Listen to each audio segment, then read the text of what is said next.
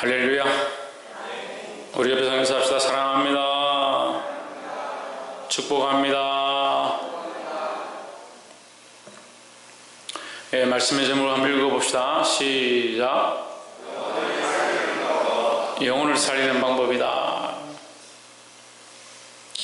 우리는 예수님께 명령을 받았습니다. 그것을 최고의 명령이다. 예수님께서 가시기 전에, 구름을 타고 하늘에 가시기 전에 우리에게 주신 마지막 명령이다. 그래서 그 마지막 명령을 수행해야 된다. 그렇게 많이 말합니다. 근데 그 마지막 명령의 핵심을 잘 모릅니다. 그 핵심이 뭐냐? 영혼을 살리는 거죠. 생명을 살리는 거죠. 그럼 먼저 뭐가 살아야겠습니까? 내 영혼이 살아야 되죠. 그 다음에는요, 나와 함께 한 자들, 내 가족, 내게 맡겨진 영혼들이라 합니다.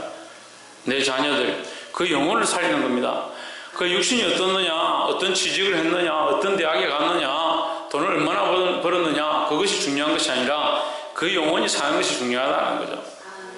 더 나아가서 우리는 많은 사람들을 제자로 삼아야 합니다. 누구의 제자로 삼냐? 내 제자로 삼는 것이 아니고 목사의 제자나 장로의 제자가 아니라 예수 그리스도의 제자가 되게 해야 된다는 겁니다. 이 영혼을 살리는 방법, 오늘 이 말씀을 통해 깨달아 알게 되기를 주의 이름으로 축복합니다. 예, 본문의 말씀을 봅시다. 열왕기하 4장 25절에 드디어 갈멜산으로 가서 하나님의 사람에게로 나아가니라 하십니다. 하나님의 사람은 엘리사입니다. 하나님의 사람이 멀리서 그를 보고 자기 사원 게하시에게 이르되 저기 수넴 여인이 있도다 하십니다. 이 수넴 여인은 엘리사가 우연히 지나가는데 이 여인이 엘리사를 집으로 초대해서 남편과 함께 음식을 대접하고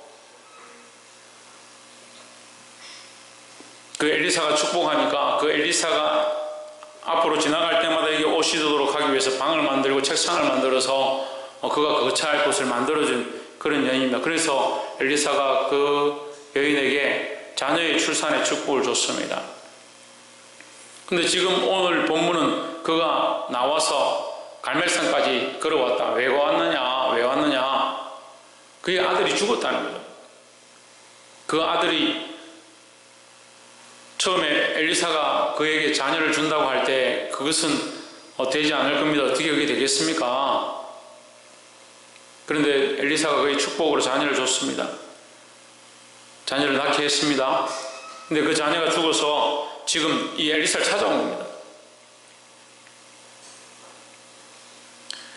26절에 너는 달려가서 그를 맞아 이르기를 너는 평안하냐? 내 남편이 평안하냐? 아이가 평안하냐? 하라 하였더니 여인이 대답하되 평안하다 하고 했습니다. 자, 평안하지 않죠? 자신과 남편은 평안할지 모르겠지만 자녀는 이미 죽었으니까 평안하지 않습니다. 반대로 얘기하면 자녀가 죽었기 때문에 본인도 남편도 평안하지 않습니다. 그런데 이 여인의 대답은 뭡니까? 평안하다입니다. 우리가 예수 믿고 믿음으로 살면 뭘 보너스로 받는다고요? 고난을 보너스로 받습니다. 예수 믿고 믿음으로 살면 살수록 우리 삶에 고난이 있습니다. 물론 기쁨도 있죠. 하지만 그리스도를 믿음으로 말미암아 우리에게 고난이 있습니다. 하지만 예수님께서 우리에게 떠나시기 전에 무엇을 주셨냐? 평안을 주셨습니다. 내가 주는 평안은 세상이 주는 평안과 같지 않다라고 했습니다. 고난이 없어서, 핍박이 없어서, 죽음이 없어서 평안이 있는 것이 아니고 이 세상의 삶이 힘들고 어렵고 괴롭고 순례자의 삶 같지만 우리가 하나님 나라를 소망하고 영원한 것을 바라보기 때문에 이 땅의 잠시 괴로움은 아무것도 아니라는 겁니다. 그러니까 우리의 힘든 삶 가운데 우리의 마음 깊은 곳에 그리스도를 모시고 있어서 이 평안을 든든히 가져야 한다는 거죠. 이 여인이 그런 믿음이 있는 겁니다. 이 엘리사에게 오기만 하면 이 문제가 해결될 것이고 이 생명의 문제가, 이 죽음의 문제가 생명으로 바뀌어질 것이다. 죽은 자가 살아날 것이다 하는 믿음을 가졌다는 겁니다.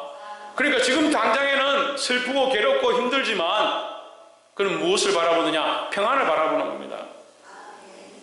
우리의 인생이 이 땅에 살고 이 땅에 괴로움이 없는 사람들이 아무도 없습니다.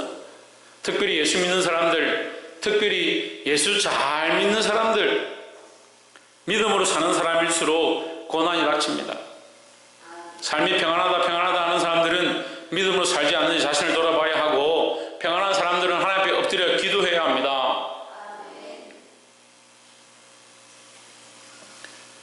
이 땅에 평안을 바라보지 말고 영원한 하나님 나라의 평안을 바라보는 자들이 되기를 주의 이름으로 축복합니다. 그래서 이 영혼을 살리는 방법의 첫 번째는 믿음이 있어야 한다. 왜 무슨 믿음입니까? 당장 눈앞에 보이는 고난과 환난과 핍박과 죽음을 바라보는 것이 아니고 하나님께서 하신 일들을 바라보는 믿음입니다. 그가 평안하다라고 이 한 말 한마디가 결국 뭡니까? 믿음의 고백이라는 거죠. 주님께서 다시 오실 때 우리에게 무엇을 보겠느냐 했습니다. 자, 퀴즈 문제입니다. 무엇을 보겠느냐? 무엇입니까? 네, 믿음을 보겠느냐? 다시 말하면 주님이 오실 때 우리에게 믿음을 요청하신다는 거예요.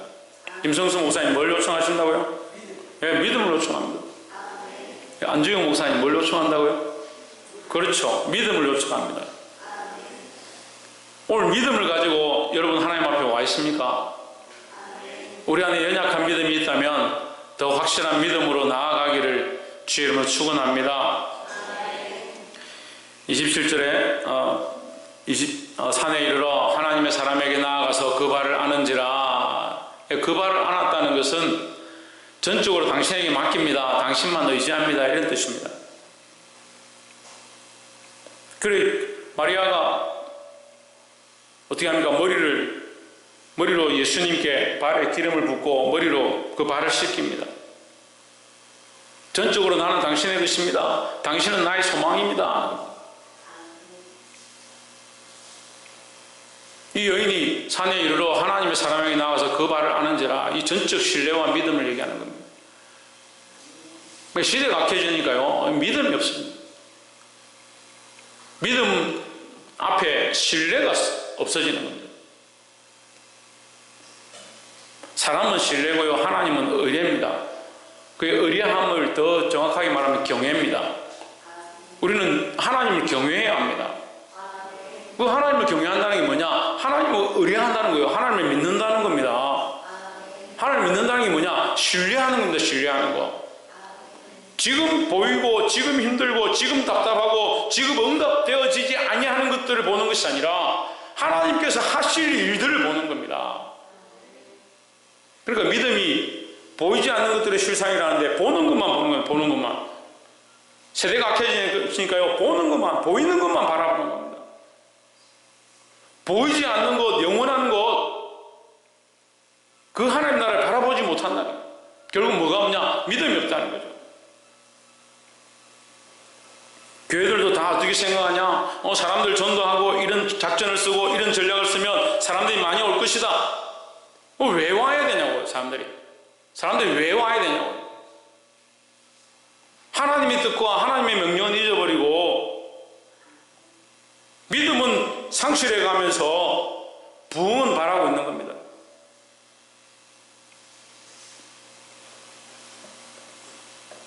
하나님을 신뢰하시기를, 하나님을 의뢰하시기를, 하나님을 경외하시기를 주의 이름으로 축원합니다. 자, 하나님의 사람이 중간에 보면 하나님의 사람이 이르되 가만두라 그의 영혼이 괴로워하지만은 여호와께서 내게 숨기시고 이르지 아니하셨도다 하니라 했습니다. 자, 우리가 이 말씀을 좀 어렵게 볼 수 있는데요, 쉽게도 볼 수 있습니다. 하나님께서 가르쳐 주지 않으면 알 수 없다는 거죠. 그래서 방언하는 사람들, 예언하는 사람들, 기도하는 사람들 특별히 조심해야 합니다. 그게 어디서부터 왔느냐? 하나님께로부터 왔다는 거예요. 그럼 하나님 주시지 않아서 우리에게 없는 능력들이에요. 예, 그것만 얘기하면 다른 사람들도 또 빠지겠죠. 잘생긴 거, 키 큰 거, 건강한 거, 잘 먹고 잘 사는 거, 돈 많이 버는 거, 재물 많은 거, 자식들이 잘 되는 거, 어디서부터 왔느냐? 하나님께로부터 왔다는 거예요.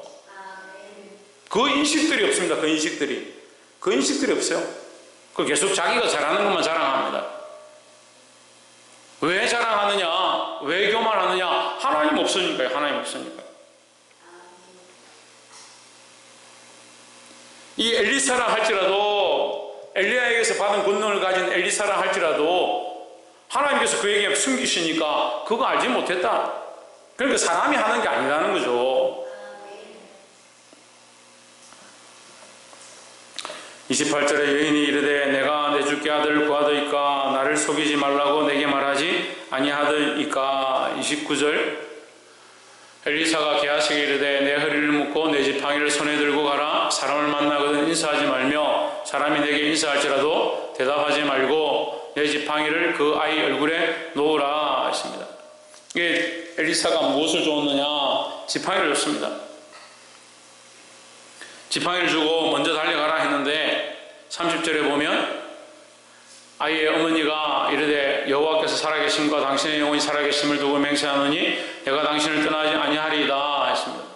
당신이 가지 않으면 절대 안 된다. 나는 절대 가지 않겠다. 이런 얘기죠. 게하시가 달려가서 지팡이를 그 아이 머리에 얹습니다. 하지만 살아나지 않습니다. 아무 반응이 없습니다. 자, 우리가 여기서 하나 알아야 될 건 하나님이 허락하지 않으면 우리의 능력은 아무 소용이 없다는 거죠. 근데 자꾸 착각합니다. 하나님 주신 게 아니다 생각하니까 방언하는 사람들이 방언을 잊어버리는 것들을 봅니다. 왜 잊어버리냐? 자기 방언이 되어버린 거예요. 처음에 하나님 주셨는데 은혜를 받았는데 자기 방언이 되어버린 거예요. 좋은 목소리를 얻었습니다. 자, 쉽게 얘기합시다. 좋은 목소리를 얻었습니다. 좋은 목소리 하나님 찬양합니다. 처음에 고백할 때는 하나님의 은혜라고 고백합니다. 시간이 지나면 어떻게 하냐? 자기의 능력과 재주와 출신과 졸업 학교를 얘기합니다.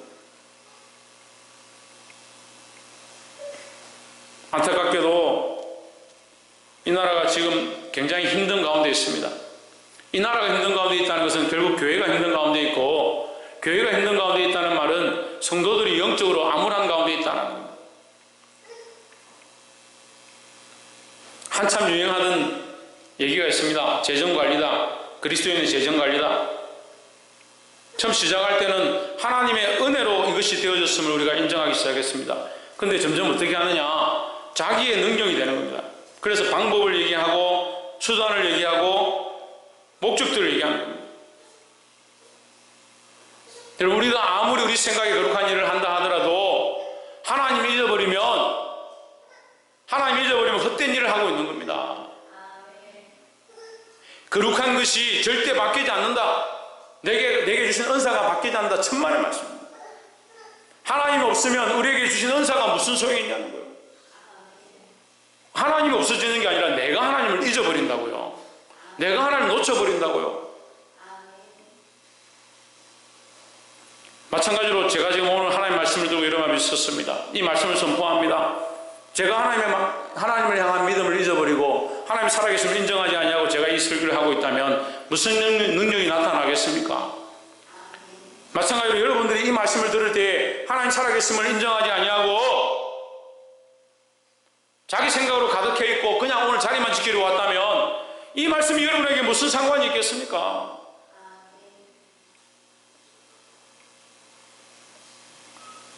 백날 기도하면서 심령골수를 쪼개주십시오. 우리의 중심을 찔러 쪼개기까지 하신다라고 고백하면 뭘 하느냐? 하나님 살아계심을 인정하지 않는다. 엘리사에게 허락되어진 방법이 지팡이를 들어서 역사를 이루는 것이었는데 오늘 이 여인 앞에서는 그렇게 하지 못하게 하셨습니다. 그에게도 숨기셨습니다. 우리도 우리의 능력과 우리의 재주로 모든 것을 하려고 할 때가 있습니다. 그런데 오늘 엘리사가 직접 이제 찾아갑니다. 32절에 엘리사가 집에 들어가 보니 아이가 죽었는데 자기의 침상에 눕혔는지라. 들어가서는 문을 닫으니 두 사람뿐이라. 엘리사가 여호와께 기도하고. 34절 아이 위에 올라 엎드려 자기 입을 그의 입에, 자기 눈을 그의 눈에, 자기 손을 그의 손에 대고 그의 몸에 엎드리니 아이의 살이 4차 따뜻하더라 했습니다. 이상한, 성경이 참 이상한 말들이 많습니다. 이해할 수 없는 말들이 많이 있습니다. 그 눈을 그 눈에 대고, 코를 그 코에 대고, 입을 그 입에 대고, 손을 그 손에 대고, 이상한 짓들이죠. 어떻게 보면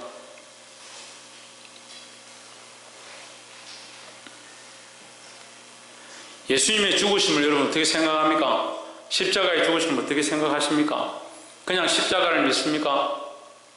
예수님의 죽으심은 그 손을 찌르시고, 손에 찔림을 당하시고, 그 발에 찔림을 당하시고, 머리에 가시관을 쓰고, 옆구리에 창을 맞으시고, 피와 물을 완전히 쏟으셨습니다. 예수님의 입을 희생하심으로 우리의 입이 살고, 예수님의 눈을 희생하심으로 우리의 눈이 살게 되었고, 예수님이 당신의 손을 우리를 위해서 드렸기 때문에 우리가 오늘 이 손을 쓰고 살아갈 수 있다는 겁니다. 여러분, 인생이 너무 교만합니다. 하나님 사랑을 한다, 십자가를 한다 하면서 사실 삶에서 그리스도의 십자가가 자기와 아무 관계없는 그런 삶을 살아갑니다. 예수님의 죽으심과 희생이 없었다면 오늘날 우리가 부활의 소망과 구원을 바라보는 것 다 헛된 것이 됩니다. 주님께서 우리를 위하여 흘리신 그 피, 주님께서 우리를 위하여 희생하신 그 희생을 기억하시기를 주의 이름으로 축원합니다. 엘리사의 능력이 지팡이에 있었지만 그가 직접 가서 그의 희생의 시간들을 보내고 그가 하나님 앞에 엎드렸을 때 거룩한 역사가 나타났습니다. 오늘 교회는 능력과 은사와 재주가 많은 사람들이 참 많이 있습니다. 하지만 더더욱 필요한 것이 뭐냐? 희생이 필요하다는 겁니다. 우리가 믿음이 있다 하면 당연히 희생을 하게 되어 있습니다. 이 땅의 것을 믿는 것이 아니고 하나님 나라의 것을 믿는 것이고, 보이는 것을 믿는 것이 아니고 보이지 않는 것을 믿는다면 보이는 상황 가운데 어렵고 힘들고 손해보아도 내 삶을 희생해야 하더라도 내가 희생함으로 생명을 살릴 수 있고, 내가 내 삶을 내어줌으로 영혼을 살릴 수 있다는 그런 가치관들을 가지고 이 그리스도의 죽으심을 본받아 영혼들을 살리는 저와 여러분 되기를 주의 이름으로 축복합니다. 여러분, 우리는 그런 각오를 해야 합니다. 우리가 믿음이 있다면 손이 필요한 사람에게 손을 주고, 눈이 필요한 사람에게 눈을 주고, 입이 필요한 사람에게 입을 주고, 돈이 필요한 사람들에게 돈을 나눠줄 수 있는 그런 섬김의 역사, 그런 희생의 역사가 나타나기 원합니다. 누가 희생해야 되느냐? 내가 희생해야 되죠. 왜 희생해야 되냐? 그리스도께서 희생하셨으니까요. 서건태 누가 희생했다고? 정혜정 누가 희생했다고? 지훈아, 그러면 누가 희생해야 된다고? 그렇죠. 그러면 내가 희생해야 되죠. 그리스도께서 우리를 위해 희생하셨으니까 우리가 희생해야 된다. 우리가 희생하면 어떤 일이 생긴다고요, 홍진우? 네, 박이사 어떤 일이 생긴다고요? 사모님 어떤 일이 생긴다고요? 예, 영혼을 살릴 수 있다, 영혼을 살릴 수 있다고요. 그러니까 희생하지 않고 믿음으로 하지 않고 영혼이 살아난다. 어떻게 보면 속이는 겁니다. 오늘날 교회들이 다 지팡이를 들고 있습니다. 오늘날 믿음의 사람들이 다 지팡이를 들고 있습니다. 하나님께서 주신 은사와 능력들을 가지고 있습니다. 그 축복을 들고 있습니다. 근데 그것으로 영혼을 살리지 않습니다. 더 나아가서 자기를 희생하고 자기를 내어주어서 생명들을 살리는 데 쓰지 않습니다. 여러분들은 여러분의 삶을, 여러분의 육체를 어디에 쓰십니까? 여러분이 주신 은사와 재물과 인생을 어디에다 쓰십니까? 영혼을 살리는데, 생명을 살리는데 사용해야 합니다. 그것이 제자된 삶이고 그것이 그리스도께서 우리에게 주신 마지막 명령이다라는 겁니다. 오늘 영혼을 살리는 방법에 대해서 우리가 배웠습니다. 이 아이가 살아났고 일어났습니다. 차차 따뜻하더라 하십니다. 차차 따뜻하더라. 사람들은 그렇게 생각합니다. 한 번 전하고 한 번 가르치고 한 번 대접하면 되겠지. 희생은 꾸준해야 합니다. 사마리아인은 그의 상처난 것과 고통받는 것들을 보고 그 강도 만난 자를 싣고 여인숙에 갖다 줬고 여관 주인에게 여비를 줬습니다. 치료해달라고. 그리고 여비가 더 들면 다시 와서 내가 갚겠다라고 말했습니다. 이 사마리아인은 그리스도를 얘기하지만 또한 우리의 그리스도인을 얘기합니다. 그리스도인들은 뭘 해야 되느냐? 단회적으로 내가 한 번 했는데, 내가 한 번 기도했는데 왜 안 되냐? 기도했으니까 이제 그만둬야지. 한 번 권면했으니까 그만둬야지. 한 번 전도했으니까 그만둬야지. 한 번 구제했으니까 그만둬야지. 천만의 말씀입니다.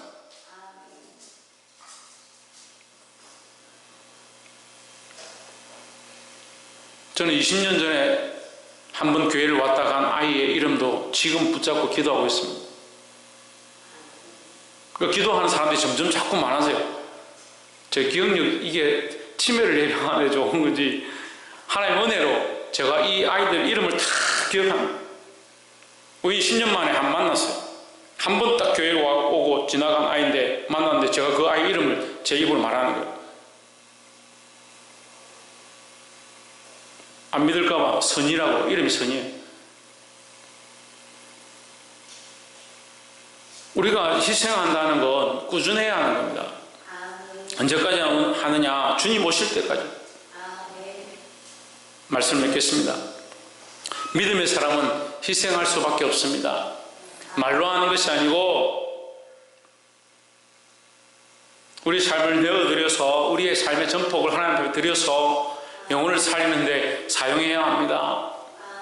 자기를 위해서 배를 채우고 자기 목을 기쁘게 하는 자가 아니라 하나님의 영광을 위하여 자기 삶을 희생함으로 많은 생명을 살리는데 사용되어지는 저와 여러분 되시기를 주의 이름으로 축원합니다.